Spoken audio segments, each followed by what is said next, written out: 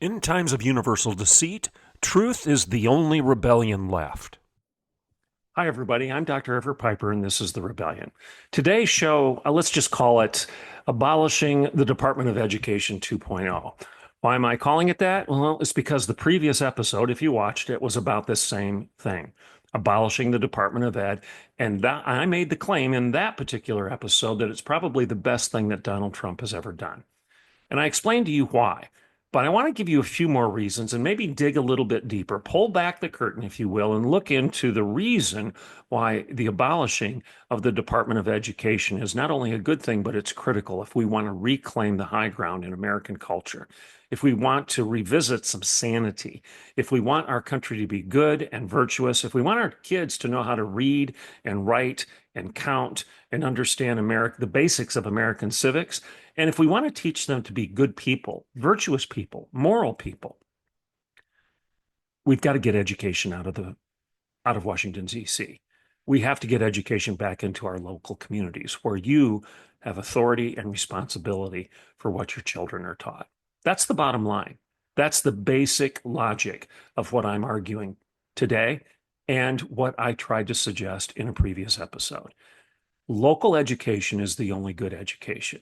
The further away from your local community your education is, the worse it's going to be. And the proof's in the pudding. Since the establishment of the Department of Education back in the 1970s, our test scores have plummeted. Only 30% of our nation's youth right now can read at grade level. Only 30%. And only 40% of our nation's graduates are proficient at grade level in math. We're failing. Our students can't read. Our students can't write. Our students can't count. They can't do basic mathematical formulations, and they don't understand American civics. You ask them in a man on the street interview who the first president of the United States was, and they don't know. They don't know basic things about American government. Heaven help you if you ask them the difference between a radical democracy, a pure democracy, and a constitutional republic. They're clueless. They don't know. If you ask them who James Madison was, or Samuel Adams, or John Adams, they don't know. If you ask them who Alexander Hamilton was, they don't know. Ask them who the first, second, and third president of the United States was. They're clueless. Ask them why these things are important, and they'll shrug and say, well, they're really not. So when you see our culture collapsing, you might want to ask yourself what you're teaching in your local schools and why you've been content to let Washington, D.C. control the curriculum. Oh, sure, our students have great self-esteem. We've taught them to feel good about themselves. We've given them participation trophies. We've moved them from one grade to the next, in spite of the fact that they can't read, they can't write, and they can't count. Sure, they think they're doing well, but they're not. They do well in social emotional learning. They understand BLM. They understand CRT, DEI, LGBTQIA. They can pass a test in the alphabet soup insanity of political correctness and propaganda, but they can't pass basic grade level reading, writing, and arithmetic skills. This is a failed educational system. And the best thing we can do right now is admit it and move on and get education back into your hands in the local community. You should be responsible for making sure that your school is hiring a good principal and that your district has a good district superintendent. You should be responsible for making sure these people are doing their job. And if they're not, you should fire them and get somebody who does. When I was the president of Oklahoma Wesleyan University, I didn't need the federal government telling me what to do. I didn't need any government telling me what to do. I didn't ask the government to help me choose the curriculum. I didn't ask the government or expect the government or want the government to be telling my faculty what textbooks to use. In fact, my faculty wouldn't even allow me to tell them what textbook to choose. It was their job. They had degrees in their discipline. They understood their discipline better than me. That's why I hired them.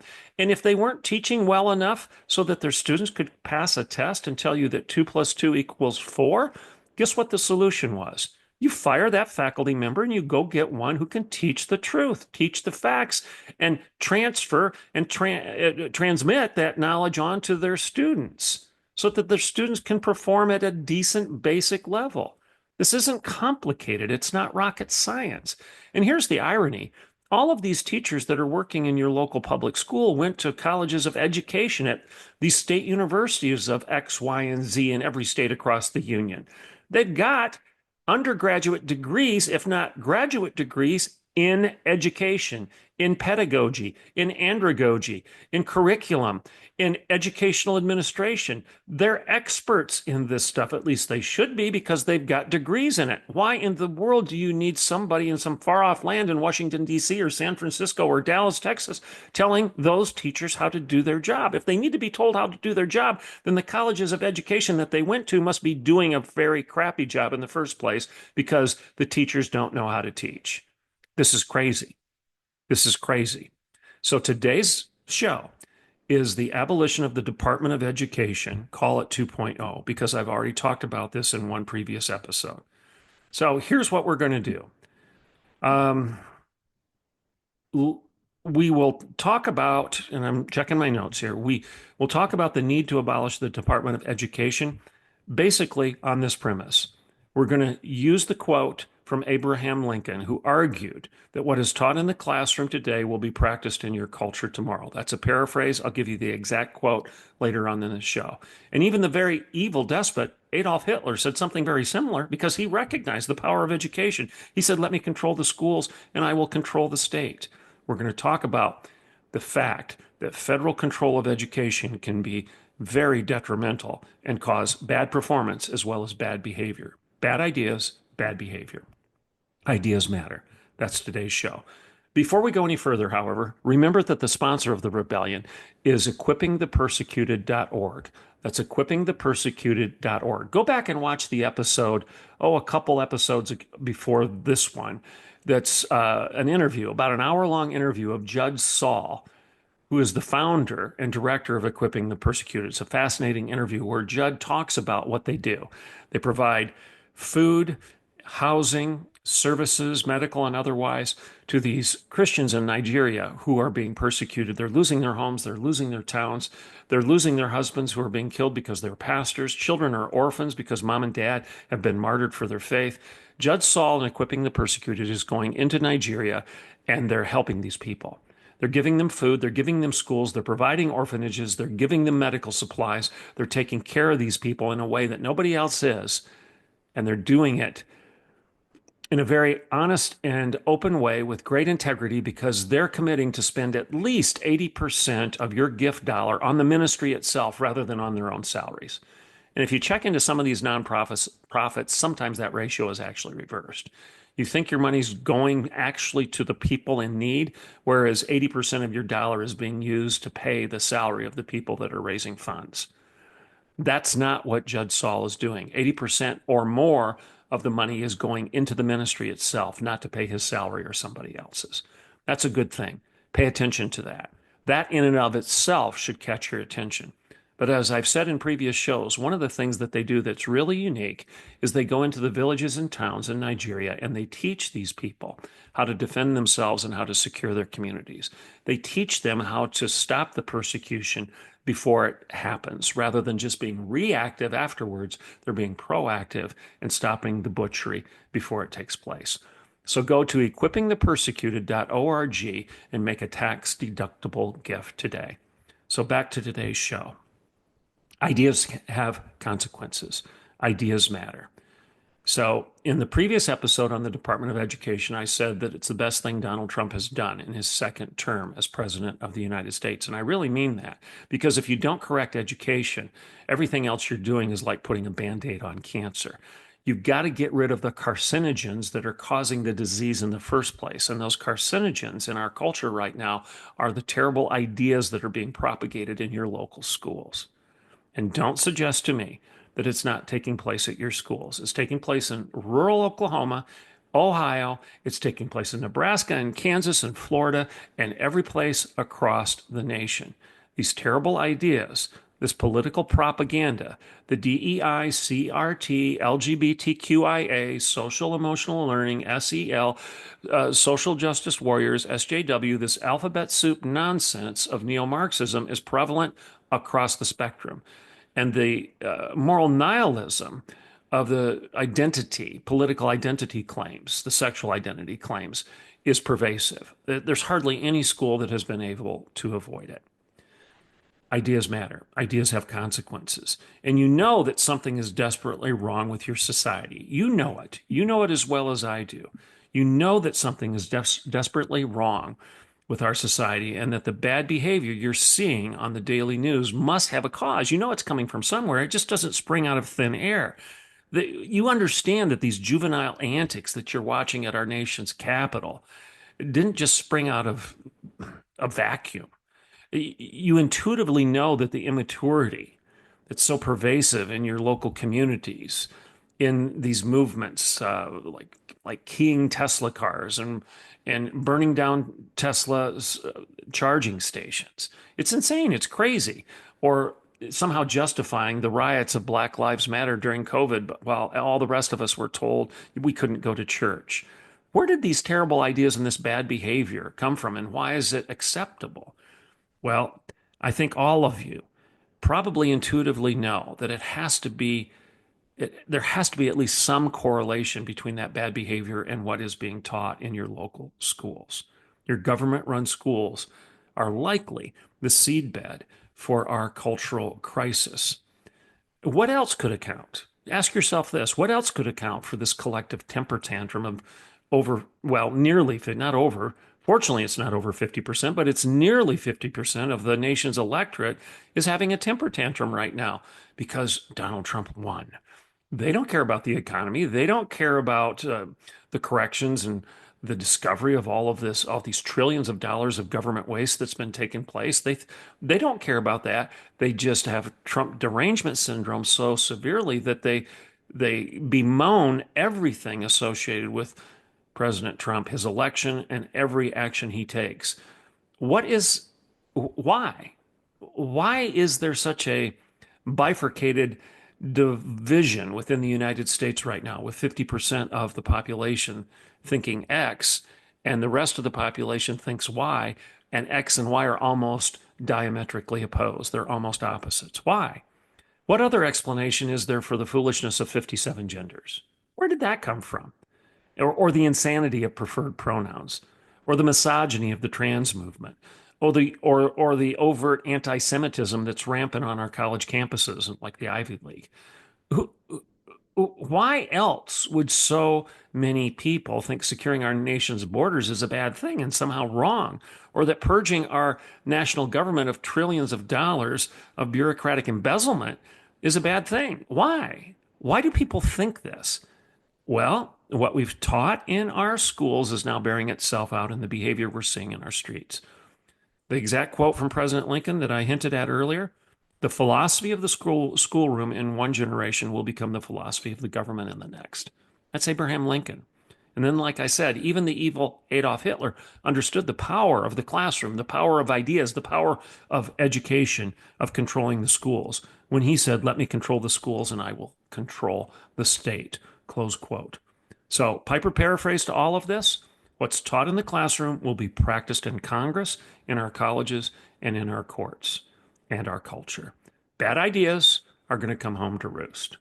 You, and if educators want to dispute me on this, what's the point of education if you don't think the ideas that you're propagating through education are actually going to have some sort of impact on the way people think and behave? Of course you think that. That's why you teach. Otherwise, you're wasting your time. So education, ideas have consequences.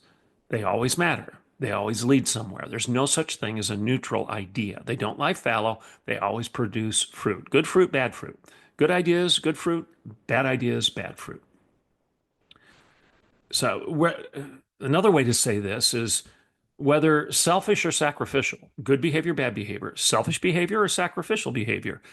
Um, our values can nearly always be traced back to education. Even go back to the Old Testament, King Solomon, train up a child in the way he should go, and when he is old, he will not depart. Isn't that the point that King Solomon was making? That the way you train or educate a child is likely going to result in predictable behavior. Train up a child in the way he should go, and when he is old, he will not depart. Ideas have great power, and that great power can be yielded for either noble or nefarious ends. Self-evident, this should make sense. This should not even be a debatable point that I'm making right now. I've talked repeatedly about Richard Weaver and his seminal work that he published in 1948. Ideas have consequences. And I've said more than once on this show, his thesis is so simple that you hardly need to read beyond the book's cover to get his point, to understand his message. Ideas matter. Ideas have consequences. Ideas matter. They always bear fruit. I just got done saying that. There is no such thing as a neutral idea. All ideas are directional. Like I said, good ideas, good culture, good government, good community, good church, good children, whereas bad ideas are going to bear the opposite. The date of Weaver's publication, I think, is important here, 1948. It's no accident. He was obviously looking around the world at his time and recognizing that if he looked back just a handful of years at the world at war, he saw that there was a direct line between the evil that the world suffered at the hands of the Axis powers and the ideas those regimes propagated and promulgated in their public schools. In other words, Weaver recognized that education played a direct role in the atrocities of the Ukraine famine, the Nazi Holocaust, and the rape of Nanjing. None of the butchery should have been a surprise. The behavior of the Third Reich and the Empire of the Rising Sun was as predictable as the sunrise. Ideas have consequences. Only, why do I have to even argue this any further? I would assume that only the morally blind could deny that American education is in crisis. Our schools today are much more interested in celebrating tolerance than pursuing truth. You know that to be true. Censorship, now stands on the grave of academic freedom. Schools and colleges seem more passionate about protecting propaganda than challenging it. We teach students about trigger warnings and microaggressions and cultural appropriation. But then we turn around and we grant a delusional dude who is appropriating a woman's sport, shower, and restroom some moral high ground because he's done what? He's actually transgressed this cultural sin of cultural appropriation. In other words, the world is upside down. It makes no sense. So appropriation all of a sudden becomes appropriate if you're a guy pretending to be a woman and you want to steal a woman's bathroom, shower, scholarship, and sport. Where did this come from? It came from the academy. It came from your colleges. People graduated from these colleges and they went to your local schools and became principals and superintendents in schools. And now your kids go to these schools and they're coming home and you don't even recognize who they are. Or maybe even you were taught this stuff and you're having difficulty refuting it because you're a product of these terrible schools. All these circular arguments come from the educated class. Like I said, the educated class is telling you they can't tolerate your intolerance. Cultural appropriation is evil unless it's some man who's appropriating a woman's identity. They tell you they hate hateful people. Like my mantra, my riff that I gave you earlier. They hate hateful people. They're sure that nothing is sure. They know that nothing can be known. They're absolutely confident there are no absolutes. This is what the educated class actually says today. And like I've said before, it'd be funny if it weren't so sad. M. Scott Peck is another author out there, and he wasn't a born-again evangelical as far as I know.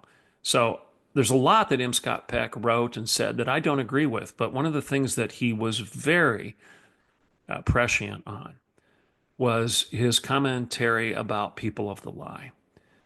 He was suggesting that When you imbibe a lie long enough, you start believing the lie and it becomes your truth. Your truth is your truth and my truth is my truth. And even if they are contradictory, if they violate the law of non-contradiction, that, well, both things can be true. This is the description, the definition of people of the lie. The Apostle Paul called this kind of thinking the reprobate mind. And whether it be M. Scott Peck or the Apostle Paul, the message is the same as that of Richard Weaver. It's the same thing. The longer we deceive ourselves, the more prone we become to believing our lies. The more we teach nonsense, less ability we have to make sense. And when our schools teach fantasy over facts, the result is a society of perpetual children who see no need to grow up and mature. And they act like adolescents rather than adults. They're self-absorbed and self-contradictory. They can't read, they can't write, they can't count. They're self-actualized. But this self-absorption is contradictory at every turn. It's very destructive. Ideas have consequences. This is why. This is why the best thing that President Trump can do for America and has done for America. Thank the Lord that he had the courage to do this. And that's the abolishing of the Department of Education. It's time that we all acknowledge that this agency's influence, the Department of Education's influence on our schools, is an unmitigated disaster. We need to give education back to you, the parents. People who understand that the future of their children lies in teaching them to pursue truth, and that the facts don't care about their feelings, and that the only good education is one that inculcates the moral and intellectual laws that have been tested by time, defended by reason, validated by experience, and endowed to us by our Creator. That's what education is for. And if you're not doing that, everything else is dust in the wind. You're barking at the moon. It makes no sense. And you're creating a citizenry that feels good about itself because it participated. They've got their gold star or their participation trophy. They've never lost a game and they never failed a test, but they don't know how to play ball and they certainly don't know how to read. And like I said, they don't know how to write and they don't know how to do basic math. They don't understand American civics. They can't tell you who the first president, second, or third president of the United States is. They don't even know when Abraham Lincoln was president. You ask them what the Civil War was, and they'll talk about, well, it was civilians fighting against one another. They think somehow the Civil War and civilians is somehow synonymous with that point in time in history. It makes no sense. They make no sense because they've been told and taught. They've been told and they've been taught that there is no such thing as common sense. In the next episode, we're going to talk about Donald Trump's platform of common sense. And again, whether you love him or you hate him, the fact that he's elevating these things to a point of public discussion and public debate is a blessing. You can disagree with Donald Trump, his morality, his brashness, his braggadociousness. You can disagree with all that. I have difficulty with some of it. But the fact that he's elevating common sense that's common, to the level of public discussion and public debate is a blessing. The fact that he's challenging the Department of Education and saying it hasn't worked, it's failed, look at our scores, that's a blessing. The fact that he's released Elon Musk to look at the waste, to pull back the curtain, like the Wizard of Oz, pull back the curtain. Who's that man behind the curtain? We've been told for decades, don't pay any attention to the man behind the curtain. Well, the man behind the curtain is wasting trillions of dollars, your dollars. He's stealing power, stealing authority, and stealing your money. Thank the Lord that we're looking at that right now. Maybe it's God's providence. Well, it is God's providence. It wouldn't be happening without God permitting it. So what are we going to do about it? I would say recognize first and foremost that education is a good place for you to start. You can be active. You don't have to move. You're already in the community. Get active. Get involved in your local school board. Get involved in parent-teacher conferences. Go to them, express your view, get other people to do the same. Take control back. Take the responsibility for educating your own children. Don't expect the federal government to do it because they've done a terrible job. I'm Dr. Everett Piper, and this is The Rebellion.